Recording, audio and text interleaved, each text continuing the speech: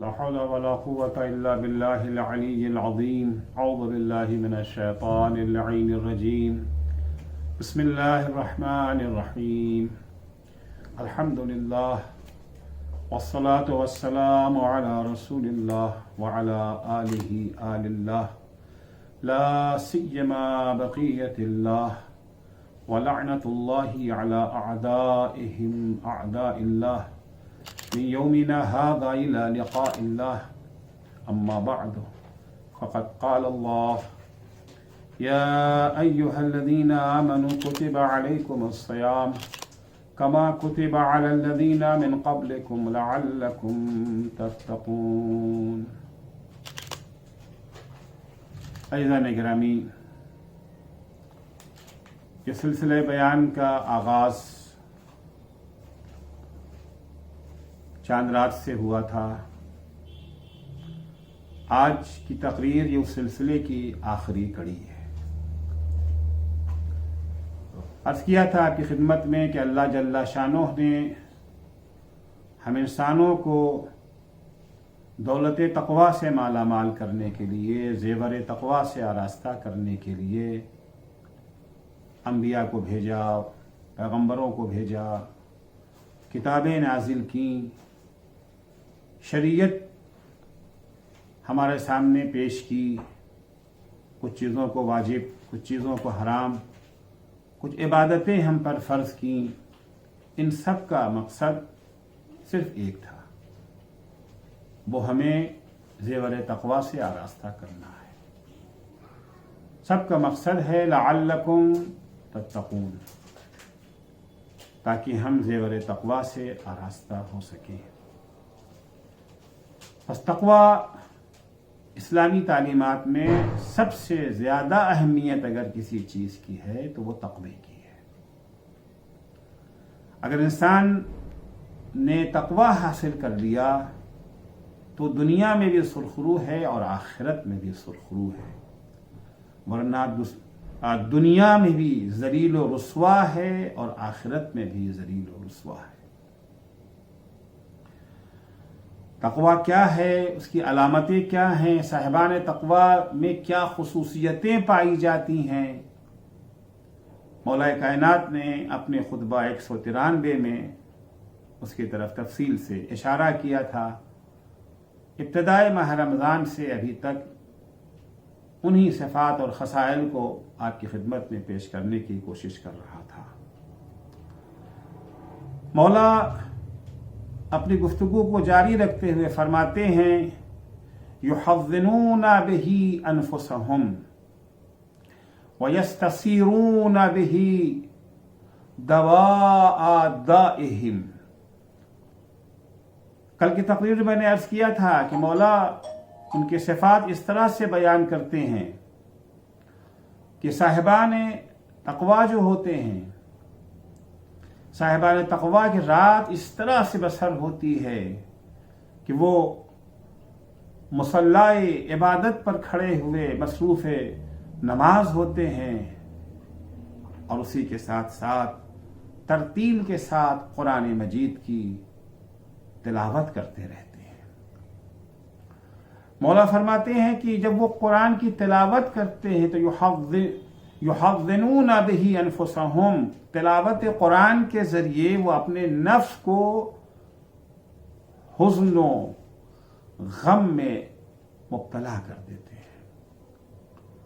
وَيَسْتَسِيرُونَ بِهِ دَوَاءَ دَائِهِمْ، اور اس کی قرآن کے ذریعے سے اپنی بیماریوں کی دوا حاصل کرتے ہیں. صاحبان تقوی قرآن مجید کی تلاوت کر کے اپنے نفس کو محزون و غمزدہ کر دیتے ہیں. علماء اخلاق کی نگاہ میں غم و اندوہ کا سبب کسی محبوب ہستی یا کسی محبوب چیز سے بچھڑ جانا ہے. انسان اگر غمزدہ ہوتا ہے تو اس کا سبب، اس کی وجہ یہی ہے کہ وہ محبوب ہستی یا محبوب چیز سے وہ محروم ہو گیا ہے. متقیوں کے حزن و اندوہ کا دو سبب ہو سکتا ہے. ایک متقی کیوں قرآن مجید کی تلاوت کر کے کیوں غمزدہ ہو جاتے ہیں؟ کیوں ان کے اوپر حزن و الم طاری ہو جاتا ہے؟ اس کے دو اسباب ہو سکتے ہیں۔ پہلا سبب یہ ہے کہ چونکہ اللہ جل شانہ نے اچھے اور نیک کام کرنے کی صورت میں جنت دینے اور گناہ و معصیت کی صورت میں عذاب کرنے کا وعدہ کیا ہے۔ صاحبان تقوی قرآن مجید کی تلاوت کر کے اور آیات عذاب پڑھ کر غمزدہ ہو جاتے ہیں کہ کہیں وہ بھی عذاب الہی کا شکار نہ ہو جائیں، کیونکہ اگرچہ انہوں نے بے شمار اچھے کام انجام دیے ہیں، لیکن وہ اپنے تقوی کے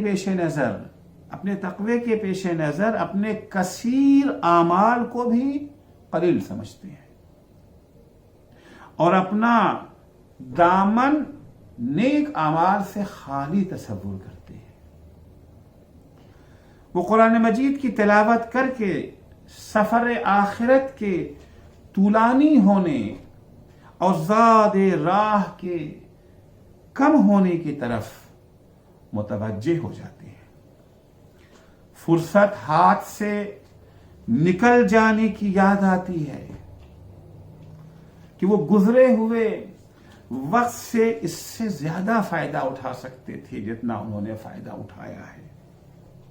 موت، قبر، منکر نکیر کے سوالات، برزخ کی سختیوں، میدان محشر کی مشکلوں کی انہیں یاد آ جاتی ہے۔ اگرچہ انہیں رحمت پروردگار کی امید بھی ہے، لیکن اس کے باوجود وہ غمزدہ ہو جاتے ہیں کہ ہماری یہ عبادتیں اور ہمارے یہ نیک اعمال کیا اللہ جل شانہ کی عدالت میں کافی سمجھے جائیں گے؟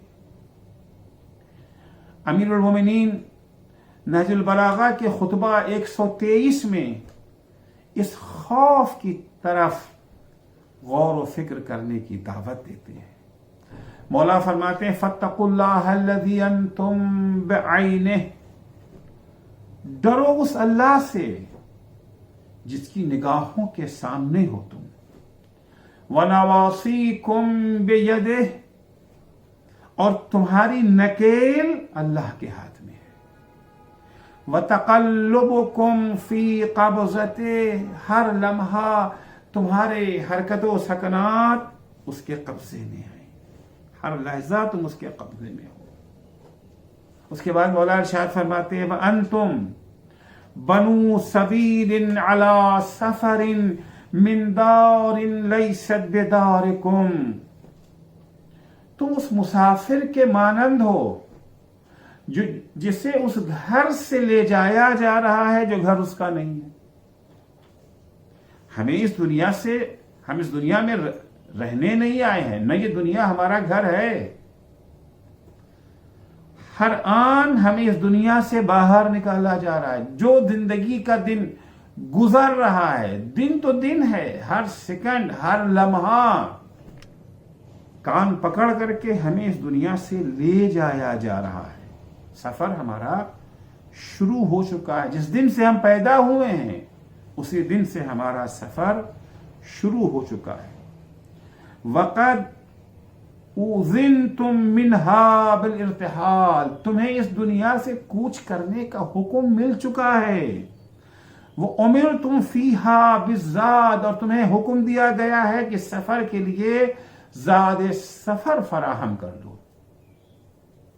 وَاعْلَمُوا أَنَّهُ لَيْسَ لِهَٰذَا الْجِلْدِ الرَّقِيقِ صَبْرٌ عَلَى النَّارِ، یاد رکھو تمہاری یہ نرم و نازک حال جہنم کی آگ برداشت نہیں کر سکتی ہے۔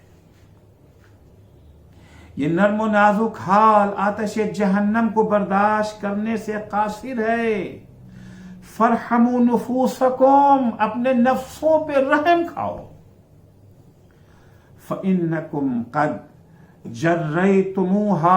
جربتموها فی مصائب الدنیا، کیونکہ تم نے اپنے اس نفس کو دنیا کی مشکلات میں آزما کے دیکھ لیا ہے کہ اس سے دنیا کی مشکلیں برداشت نہیں ہو پاتی ہیں.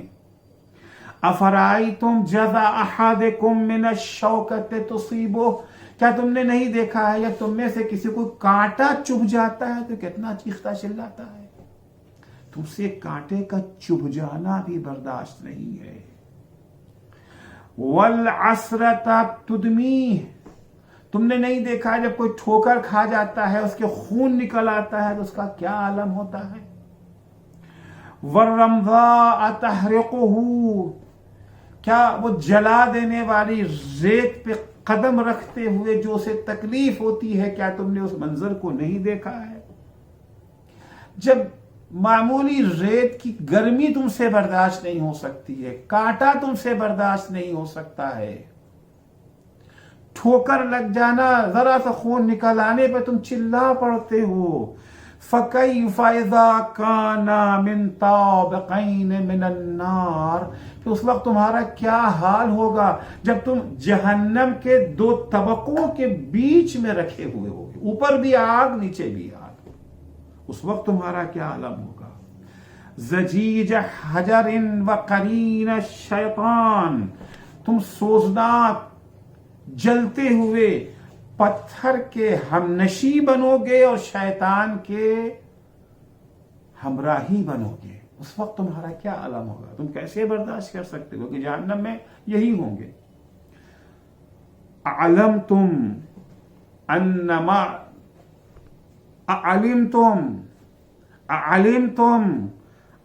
مالکا اذا غضب علی النار حتم بعضها بعضا، کیا تمہیں معلوم ہے کہ جب جہنم کے داروغہ مالک کو غصہ آئے گا، جب وہ غضبناک ہوں گے تو جہنم کی آگ ایک دوسرے کے اوپر گرنے لگے گی.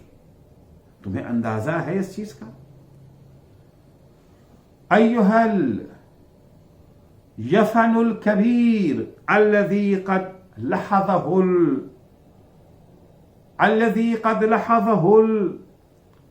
القطر، اے بوڑھے انسان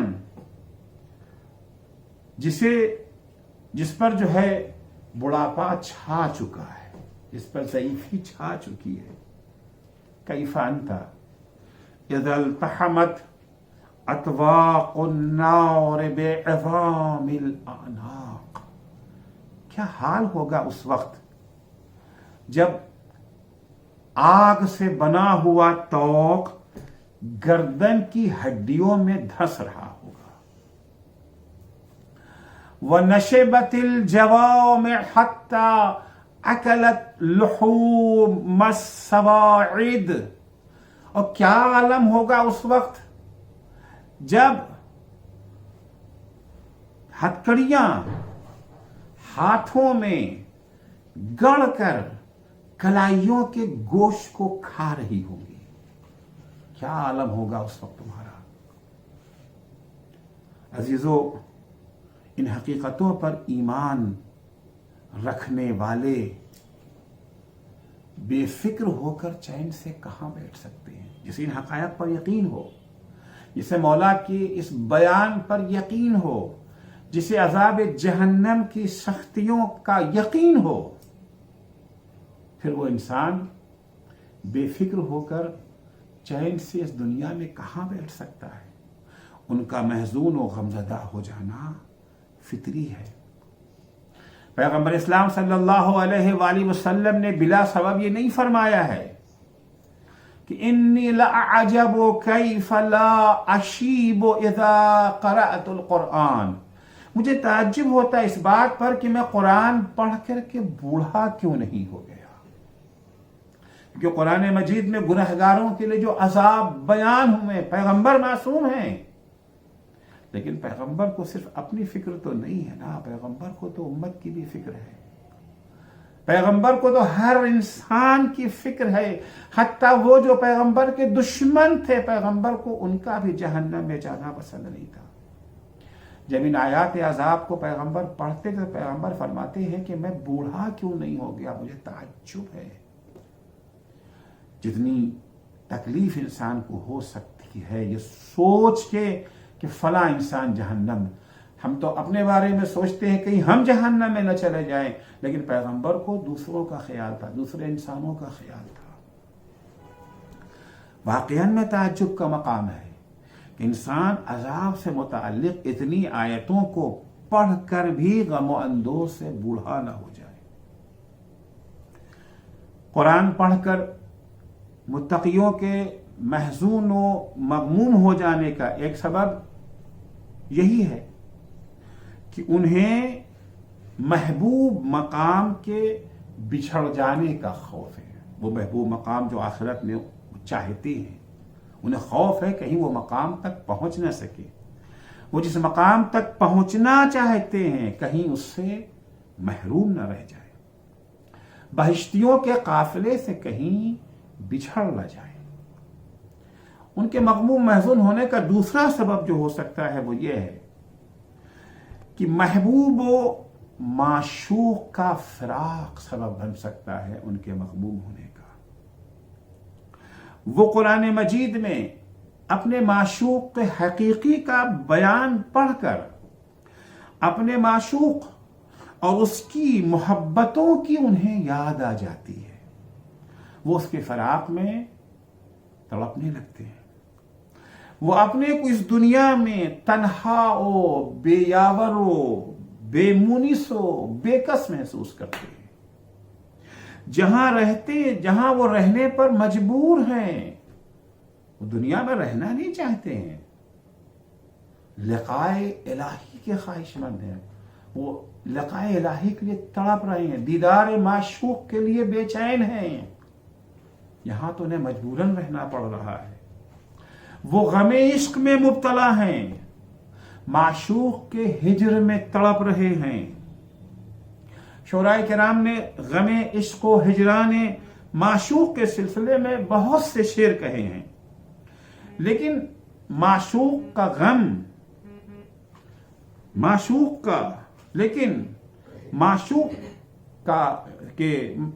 کے ہجر کا غم جو متقیوں کو ہوتا ہے وہ دوسرے عاشقوں سے جدا ہے، کیونکہ متقیوں کا غم عشق عشق خدا کا غم ہے جو حقیقی عشق ہے، اور نام نہاد عاشقوں کا عشق مجازی عشق ہے۔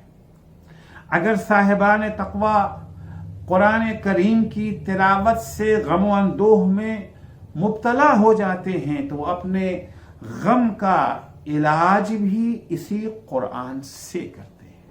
قرآن پڑھ کر کے وہ غم و اندوہ میں مبتلا ہو جاتے ہیں، اس غم کو دور بھی وہ اسی قرآن کے ذریعے کرتے ہیں۔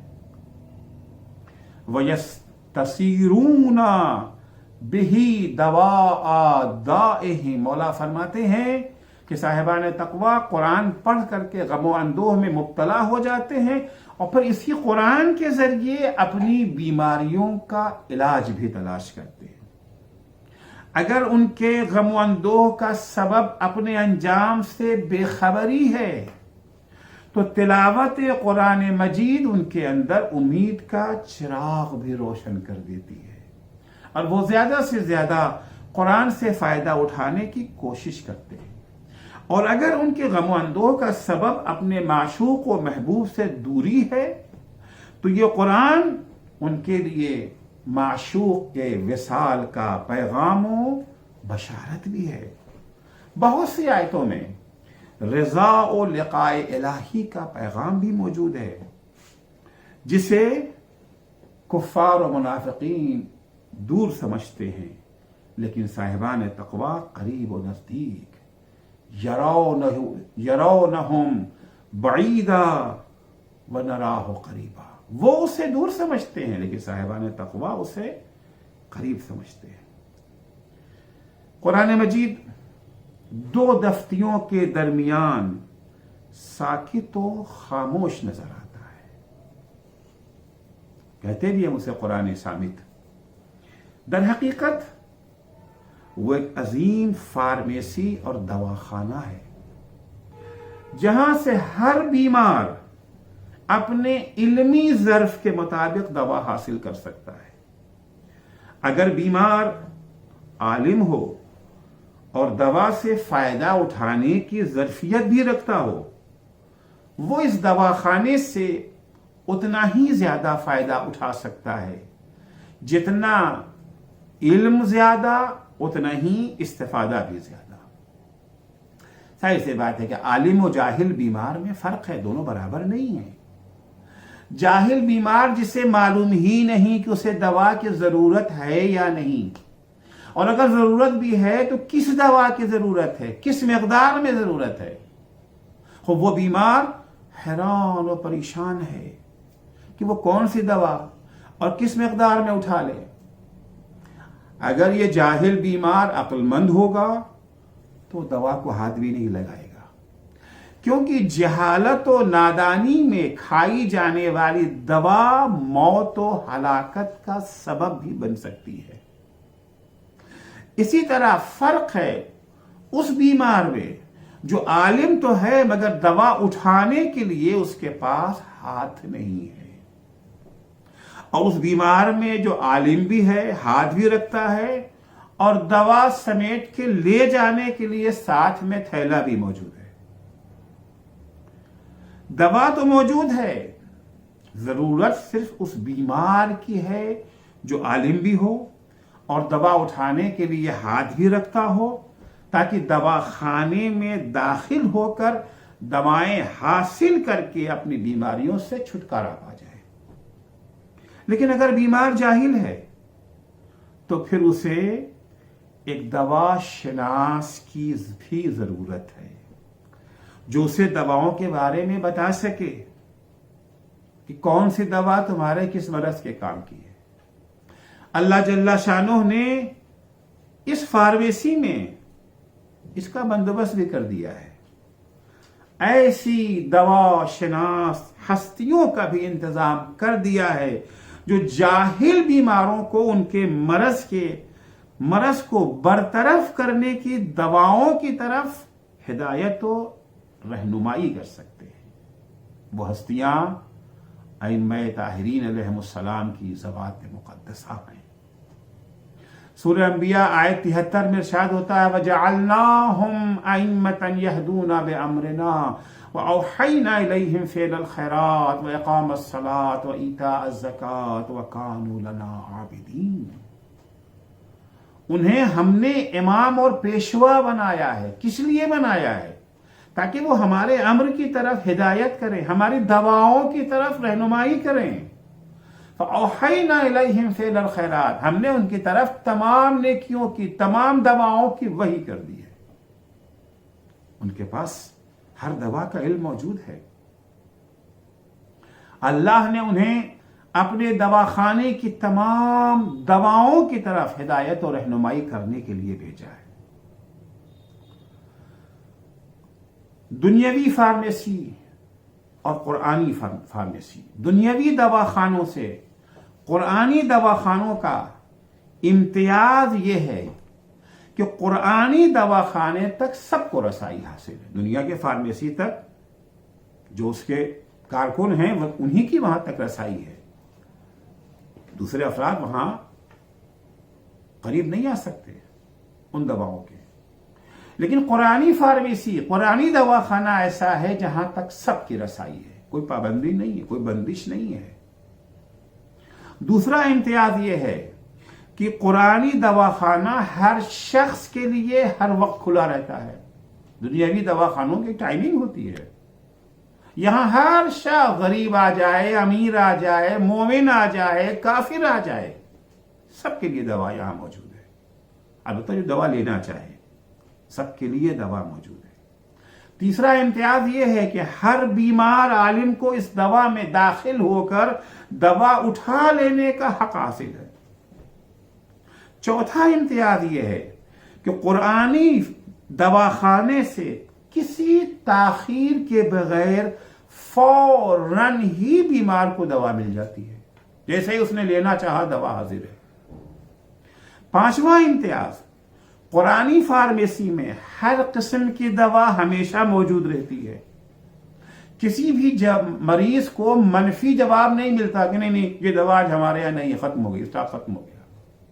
قرآنی دواخانے میں ہمیشہ دوا موجود ہے۔ چھٹا امتیاز یہ ہے کہ قرآنی فارمیسی احسان جتائے بغیر دوا عطا کر دیتی ہے، احسان نہیں جتاتی ہے۔ ساتواں امتیاز یہ ہے کہ قرآنی فارمیسی مفت میں دوا دیتی ہے، اس کے بدلے میں کوئی قیمت ہم سے نہیں مانگتی۔ آٹھواں امتیاز صحیح تشخیص اور بیمار کے صحیح استعمال کی صورت میں قرآنی دوا خانے کی دوائیں 100% اثر کرتی ہیں۔ یہ ناممکن ہے کہ قرآن کی دوا اثر نہ کرے۔ نواں امتیاز قرآنی فارمیسی کا کیا ہے؟ قرآنی فارمیسی کبھی بھولے سے بھی کوئی غلط دوا نہیں دیتی۔ دنیا میں ہوتا رہتا ہے ایسا، دوا ڈاکٹر نے تجویز کچھ اور کی تھی اور وہاں سے کچھ اور دوا مل گئی، پیکنگ میں غلطی ہو گئی۔ یہاں کبھی غلطی نہیں ہوتی ہے۔ قرآن مجید کا 10واں امتیاز یہ ہے کہ قرآن مجید کی فارمیسی کی دواؤں کا کوئی سائیڈ افیکٹ نہیں ہوتا۔ دنیا کی دوائیں معمولی سے معمولی دوا بھی ہوتا ہے، ایسپرین، اس کا بھی کچھ نہ کچھ سائیڈ افیکٹ موجود ہے، لیکن قرآنی دواؤں کا کوئی سائیڈ افیکٹ نہیں ہے۔ قرآن مجید میں بیماریوں کا بھی تذکرہ ہے اور ان کے علاج کا بھی۔ قرآن مجید جسمانی اور روحانی مرض کا بھی ذکر کرتا ہے اور روحانی اور جسمانی شفا کا بھی۔ قرآن مجید شفا کے طلبگار، غور کیجیے گا، شفا کے طلبگار، ہر بیمار کے لیے شفا و ہدایت کا ذریعہ ہے قرآن، چاہے وہ بیمار کافر ہی کیوں نہ ہو۔ بس شرط یہ ہے کہ وہ حقیقت کی تلاش میں ہو۔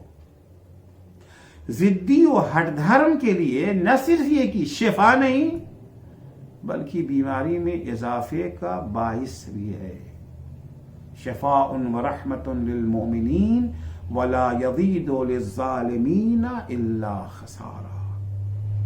جو بیمار علاج کرانا ہی نہیں چاہتا اسے کوئی طبیب صحت مند نہیں بنا سکتا۔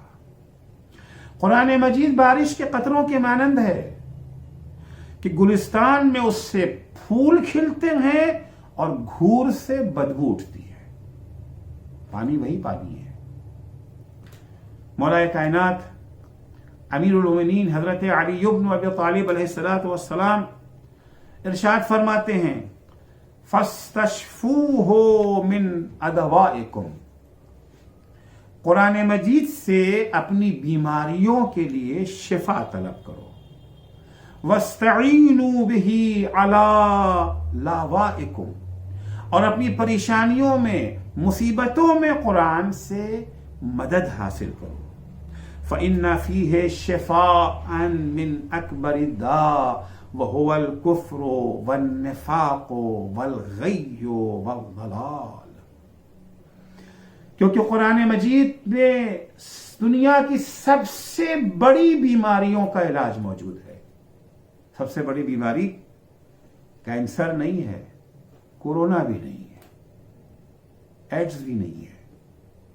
سب سے بڑی بیماری، 4 بیماریوں کا تذکرہ قرآن کر رہا ہے۔ سب سے بڑی بیماری کا نام کفر ہے، سب سے بڑی بیماری کا نام نفاق ہے، سب سے بڑی بیماری کا نام جہالت کے باعث راہ حق سے بھٹکے ہوئے رہنا ہے، سب سے بڑی بیماری کا نام جان بوجھ کر کے ہدایت کے راستے سے دور رہنا ہے۔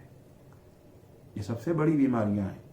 مولا فرماتے ہیں قرآن میں اس کا بھی علاج موجود ہے، کفر کا بھی علاج ہے، نفاق کا بھی علاج ہے، غی و ضلال کا بھی علاج موجود ہے۔ رسول خدا صلی اللہ علیہ وآلہ وسلم قرآن مجید کی اہمیت کو بیان کرتے ہوئے ارشاد فرماتے ان ھذا القرآن مأدبۃ اللہ، یہ قرآن اللہ کا دسترخوان ہے۔ کتنے شوق سے ہم دسترخوان پر بیٹھتے ہیں، خصوصاً اگر کسی بڑے کا دسترخوان ہو۔ پیغمبر قرآن کو دسترخوان بتا رہے ہیں، کیونکہ قرآن کب ہمیں ملا ہے؟ قرآن اللہ نے ہمیں رمضان کے مہینے میں دیا، اور رمضان میں ہم اللہ کے مہمان ہیں. دعیتم الی ضیافت اللہ، پیغمبر نے فرمایا تھا اس مہینے میں اللہ نے تمہیں مہمان رکھا ہے. تو ظاہر سی بات ہے مہمان جب آئے گا تو دسترخوان تو بچھے گا نا. اللہ نے رمضان میں اپنے مہمانوں کے جو دسترخوان بچھایا ہے اس کا نام قرآن ہے. ان ھذا القرآن مأدبۃ اللہ فتعلموا من مأدبتہ ما استطعتم، جتنا ہو سکے اس دسترخوان سے فائدہ اٹھاؤ. دنیاوی دسترخوان ہوتا تو پلاؤ، شیرمال، قورمہ، کباب، ان چیزوں سے فائدہ جتنا ہو سکتے اٹھا لیتے. لیکن یہ قرآن ہے جو ہماری بیماریوں کے لیے علاج ہے، جو ہماری مصیبتوں میں ہمارا سہارا ہے. جتنا ہو سکے دسترخوان اللہ نے بچھا دیا ہے. سخی کی طرف سے کوئی پابندی نہیں کتنا اٹھاؤ، جتنا جی چاہے جتنا اٹھا سکتے ہو اس دسترخوان سے اٹھا لو، فیضیاب ہو جاؤ. ان ھذا القرآن حبل اللہ، اس قرآن کی شان یہ ہے کہ یہ قرآن اللہ کی رسی ہے. رسی دو کاموں میں بہت کام آتی ہے، دو جگہوں پر. ایک پستی سے اوپر آنے کے لیے، کنویں سے نکلنے کے لیے، گہری کھائی سے اوپر آنے کام آتی ہے. دوسرے بلندی پر چڑھنے کے لیے. پیغمبر فرماتے ہیں یہ قرآن اللہ کی رسی ہے. تم اگر گناہ کی گہری کھائی میں گر گئے ہو، تم اگر گناہ کے کنویں میں گر گئے ہو، گہرے کنویں میں گرے ہوئے ہو، گھبراؤ نہیں. اللہ کی اس رسی کے سہارے تم کنویں سے باہر نکل سکتے ہو.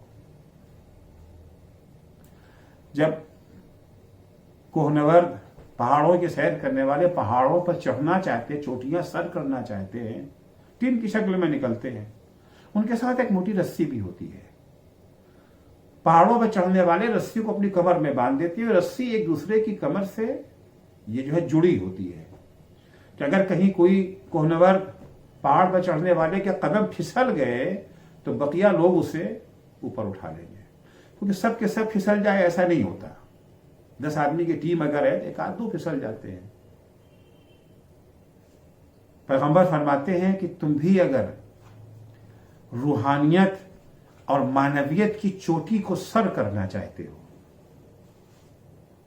اس ہمالیہ پر اگر چڑھنا چاہتے ہو، تو یہاں چڑھنے کے لیے تمہیں بھی رسی کی ضرورت ہے.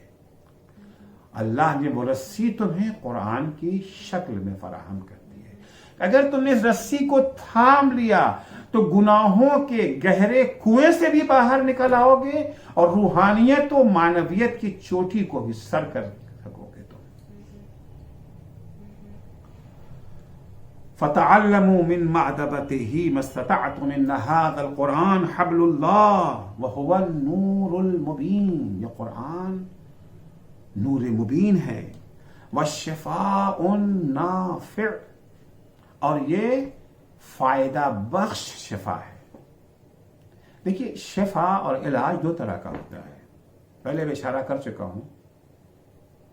ایک وہ شفا ہے بیماری سے شفا، ایک بیماری سے شفا تو مل گئی، مگر اس دوا نے ایک بیماری کو تو ختم کر دیا، 10 دوسری بیماریوں کو جنم دے دیا، جو آج کے علاج میں ہوتا ہے عام طور سے.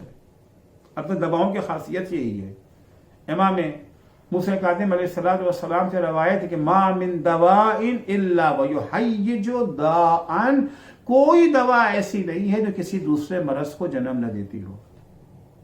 تو یہ شفا تو ہے، یہ دوا میں شفا ہے، مگر شفا مضر ہے، نقصان کے ہمراہ شفا ہے. مگر قرآن وہ شفا ہے، ایسی شفا دیتا ہے. قرآن وہ دوا ہے کہ بیماری کو تو ختم کر دیتا ہے مگر کسی دوسری بیماری کو بھی پنپنے نہیں دیتا ہے. یہ قرآن شفاء نافع ہے.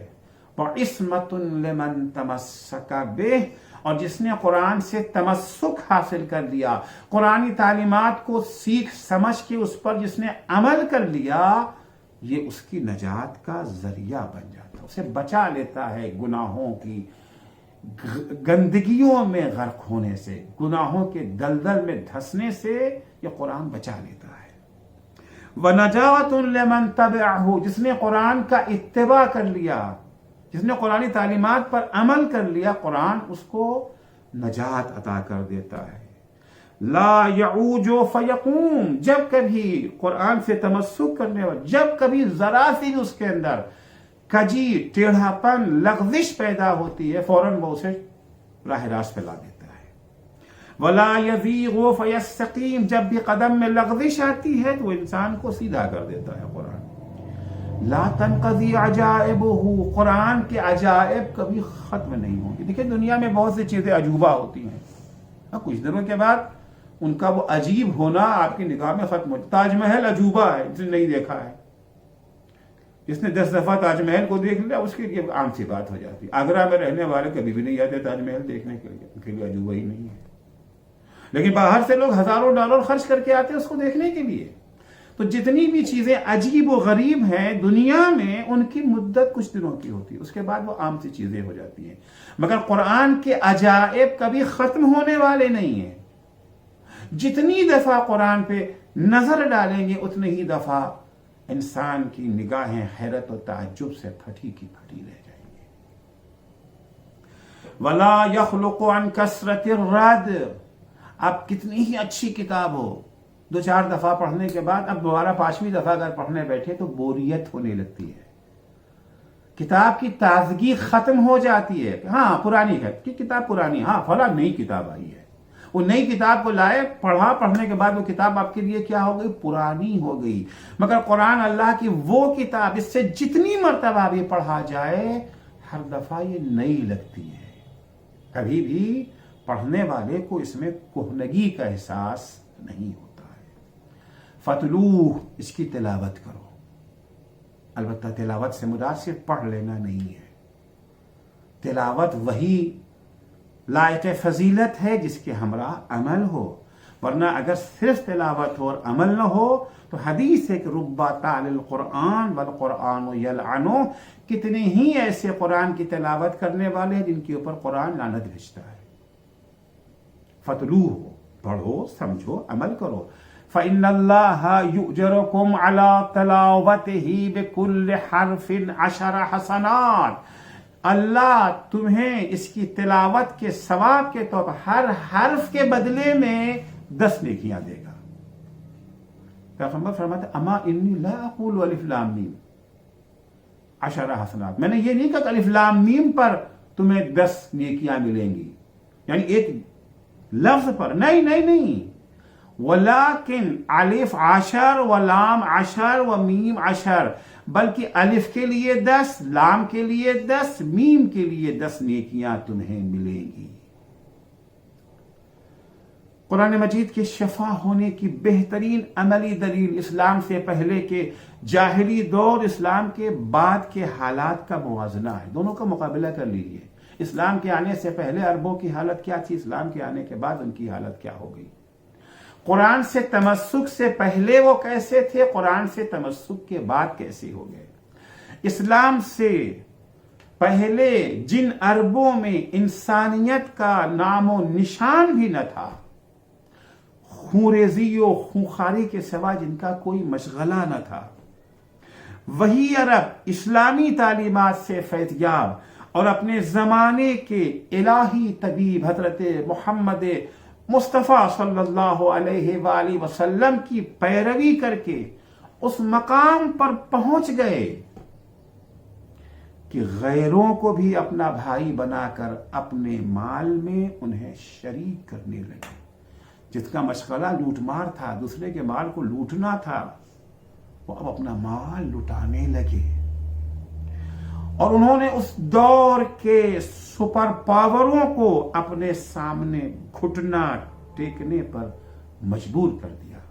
وہ سپر پاور جو انہیں خاطر میں نہیں لاتے تھے، انہیں انسان بھی نہیں سمجھتے تھے، انہیں جانور، ان کے ساتھ جانور سے بدتر برتاؤ کرتے تھے، قرآن سے تمسک کے بعد وہی طاقتیں ان کے سامنے گھٹنا ٹیکنے پر مجبور ہو گئی۔ مگر افسوس آج ہم پھر دیکھ رہے ہیں کہ مسلمان قرآن سے منہ موڑ کر کس ذلت و خواری کا شکار ہو گیا ہے۔ ظالم و ستمگر جوتوں کے تلے اپنے اسلاف اور بزرگوں کی عزت و آبرو کو نیلام کیے بیٹھا ہے۔ جس قرآن نے جاہلی عربوں کو متحد کر کے سیسا پلائی ہوئی دیوار بنا دیا تھا، آج اسی قرآن سے منہ موڑ کر اختلاف و تفرقے کا شکار ہو چکا ہے یہ مسلمان۔ قرآن سے منہ موڑ کر طاقت کی جگہ کمزوری، علم کی جگہ جہالت، ترقی کی جگہ پسماندگی، عزت کی جگہ ذلت کے نرغے میں گھرا ہوا ہے یہ مسلمان۔ امام محمد تقی علیہ السلام ہماری موجودہ حالت کو ان لفظوں میں بیان فرماتے ہیں، وَكُلُّ أُمَّةٍ قَدْ رَفَعَ اللَّهُ عَنْهُمْ عِلْمَ الْكِتَابِ حِينَ نَبَذُوهُ۔ جب کبھی کوئی قوم قرآن سے منہ موڑ لیتی ہے تو اللہ بھی ان سے قرآن کا علم چھین لیتا ہے۔ وَوَاللَّهُمْ عَدُوُّهُمْ حِينَ تَوَلَّوْهُ۔ جب کوئی قوم اپنے دشمنوں کو اپنا حاکم بنانا چاہتی ہے تو اللہ بھی اسی دشمن کو ان کا حاکم بنا دیتا ہے۔ وَكَانَ نَبْذُهُمُ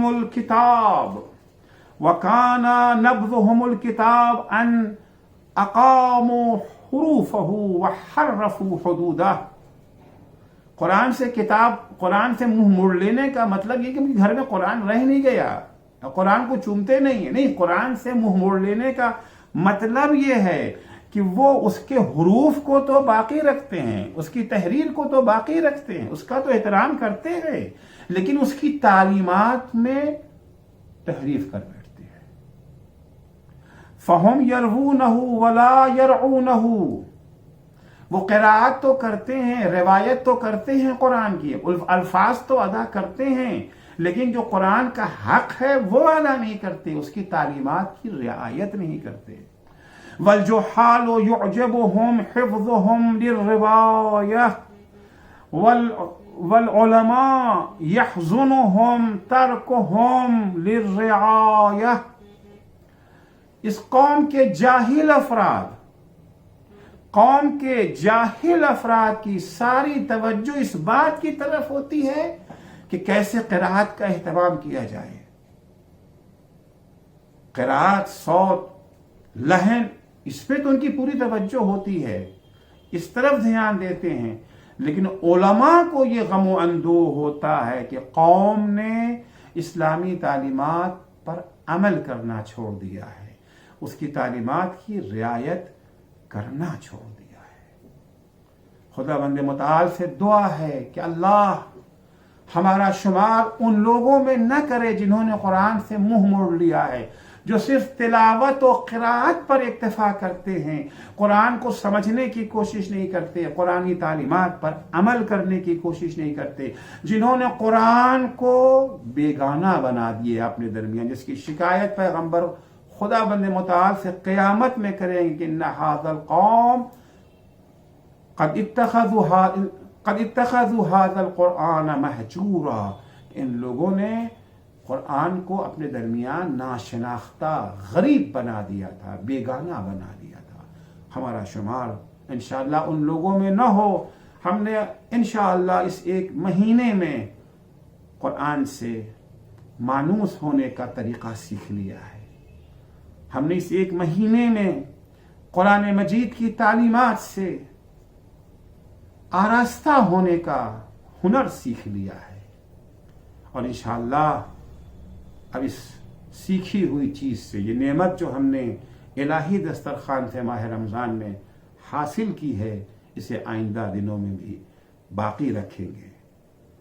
میں نے آپ حضرات کا بہت وقت لیا، ان 30 تقریروں میں اگر کبھی کوئی آپ کی شان میں جسارت ہو گئی ہو، गुस्ताखी हो गई हो, कोई तल्ख लफ्ज़ ज़बान से निकल गया हो जिससे आपकी दिलशिकनी हुई हो, तो मैं उसके लिए समीम क़ल्ब से आप तमाम हजरात से माज़रत चाहता हूँ और आप तमाम हजरात से दुआ का तलबगार हूँ कि दुआ कीजिए कि जो कुछ हमने इस एक महीने में आपके सामने पेश किया है, हम खुद भी उससे कुछ सीखें और सीख के उस पर अमल करते रहें।